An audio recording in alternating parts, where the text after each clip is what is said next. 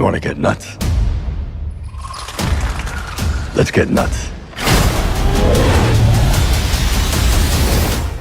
The Flash. Finally, the DC speedster gets his own movie to star in, and apparently this is the last of the Snyderverse movies too. What a weird time to be in. All these movies seem to bank so hard on nostalgia and multiverse stuff nowadays. Spider-Verse just came out too, so audiences should have more than enough multiverse flicks to chew on. I don't really mind there being so many, but I can understand why people might get exhausted. There definitely is starting to get an oversaturation of the media. Either way, The Flash deals with multiverses constantly in the comics and such, so it fits here with his time travel shenanigans. But is this movie really as zany as the character should be? Does it live up to the hype of everything the trailers set up? Well, it definitely has some problems, and I'm not just talking about Ezra Miller's.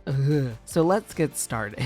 What is the actual plot of this movie? Supposedly taking some liberties from the highly rated Flashpoint storyline, maybe the Flashpoint Paradox. I haven't seen that movie, but I know the general story about it. This film follows 20-something Barry Allen as he discovers that he can somehow run faster than time itself and travel back in time and forward, and I guess side to side, kind of, sorta. Time is weird. He takes this opportunity to travel back in time in order to save his mother from being murdered when he was a child, and ends up trapped in 2013 during the events of Man of Steel when General Zod attacks Earth looking for Superman. Barry must team up with a younger version of himself, a different Batman, and Supergirl to try to right things. Damn, just talking about that basic plot is complicated, and that's all the plot given away in the trailers. There's even more in the film itself that ties into everything, but I can't go into it because spoilers. The story is definitely a bit bloated, but surprisingly easy to follow. It does have a few hand-waving details to smooth out the process of explaining why Batman is different, or how Barry can interact with himself, yada yada. You change something in the past, you change things not only in the present, but also the past of that past and the future of that present. Time's weird. They don't really explain it all that well. They're just like, yep, this is how it is, go with it, which is fair. That's really all you need in films like this. It's paced decently enough as well. At nearly 2.5 hours, including one post-credits scene, that's a really good thing to have. It flows well from humorous moments to action set pieces to genuine emotional parts too, especially in the end there, but it never feels like it's doing something grand, or even when it kind of is doing something grand and new and nostalgia baity, there's a lot of fun surprises in this, especially from Michael Keaton returning as Batman, which was a lot of fun, even if he does look a little weird being so old. Sasha Calle, I hope I pronounced that last name right, as Supergirl Kara is also pretty good for as much screen time as she gets. Ezra Miller, however,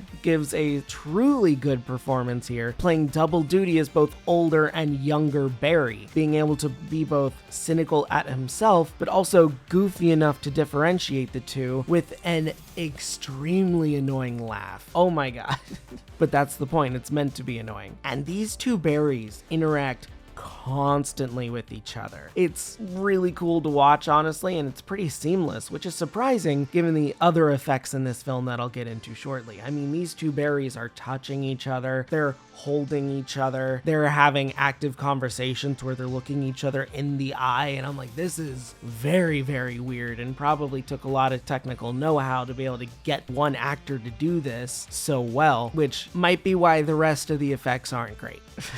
Now, I do have to talk about Ezra Miller's controversies, though. It can be hard to see this movie and separate the art from the artist, and with the multiple crimes under Miller's belt, it's difficult, but they are getting mental help, so good on them, I guess. It's weird because very, very early on in the movie, there's a line where Miller as Barry tells a woman to seek a mental health professional, commenting that the Justice League isn't good with that yet, which, eesh, yeah, topical. Oh, I was a little little uncomfortable after hearing that, but I guess it works. It feels like a very direct call out. Either way, this is very much a personal decision as to whether you support the art over the artist. The other controversy with this film thankfully isn't as legally muddy as Miller's struggles, but instead deals with an integral part of the film. It's CGI. It is bad. And I mean awful.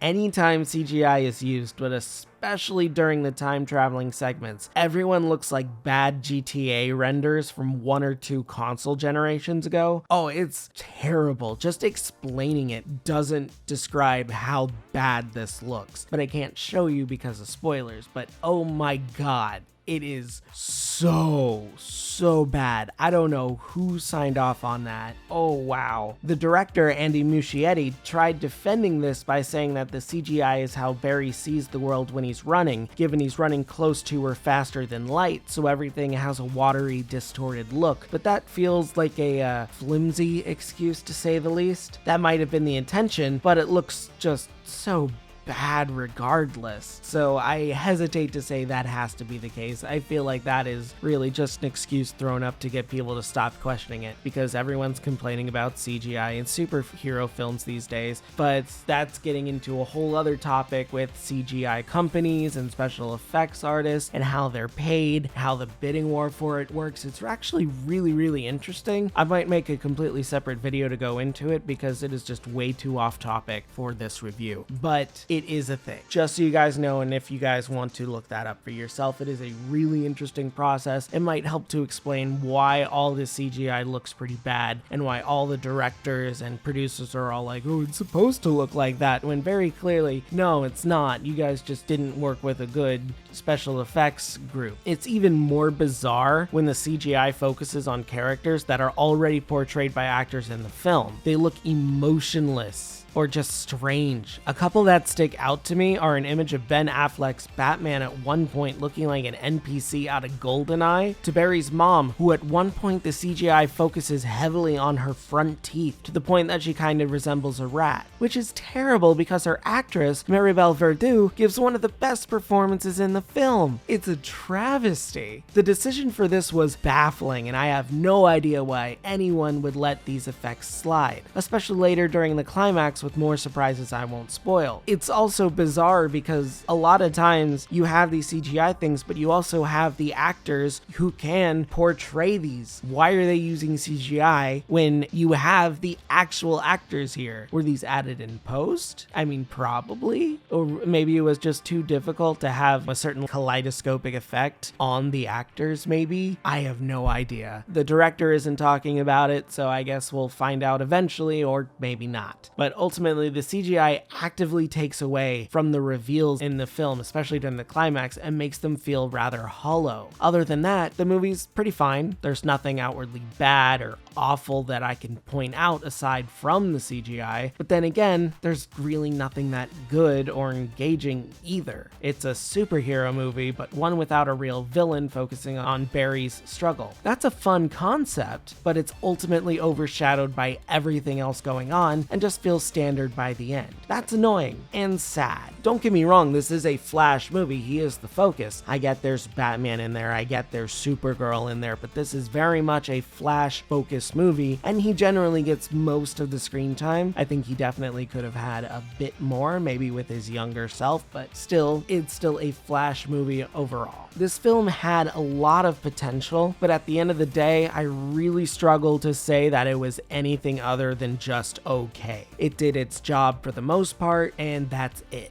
If I was to make it better, I would immediately fix the CGI, obviously. That just, oh my god, the biggest complaint ever is just, yeah, it's so bad. Just saying it can't show you guys how awful this is. I'll try to put a clip in here somewhere, but oh my god.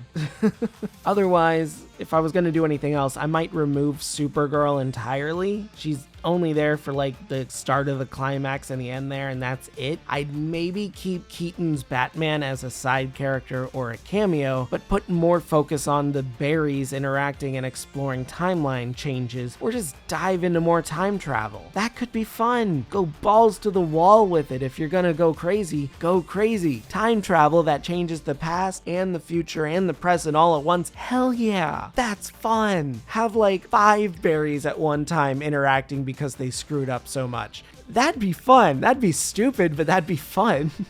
Otherwise, what we ultimately end up getting is a standard, ugly, and mediocre film despite a strong setup and good acting. Unfortunately, The Flash gets a generous 7 out of 10 from me.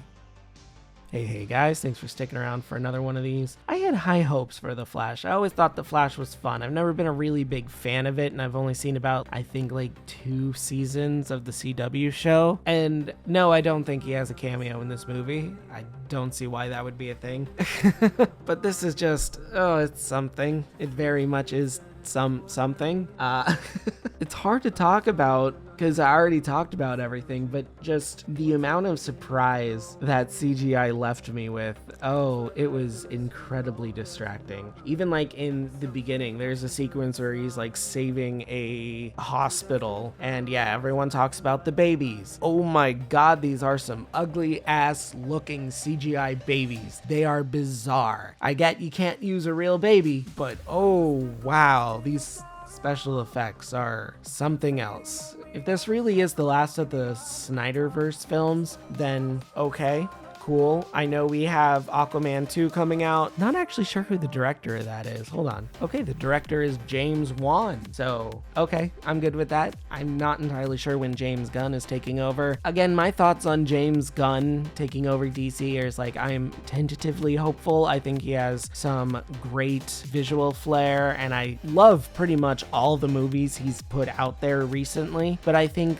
having him helm an entire studio might be a bit too much. But then again, DC is already exploring and doing other creative things like Joker 2, which is unique, and doing other things like that. So maybe it'll balance itself out. I guess we'll see in time. Anyway, I guess that's it for today. Don't forget to like the video, subscribe, ring that bell so you don't miss a video, follow my socials. It's down there in the corner. And yeah, that's it. Talk about the CGI in the comments below because oh my god, I want to hear your guys' thoughts. And that's it. Have a great day, and if you're not, have a better one. See ya. I'm just a ghost in your stereo, the fading memory of a shipwreck in the undertow. You're just a lost soul, and I'm just a ghost in your stereo.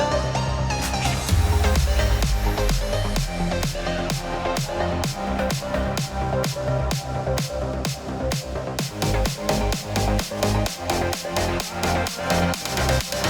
back.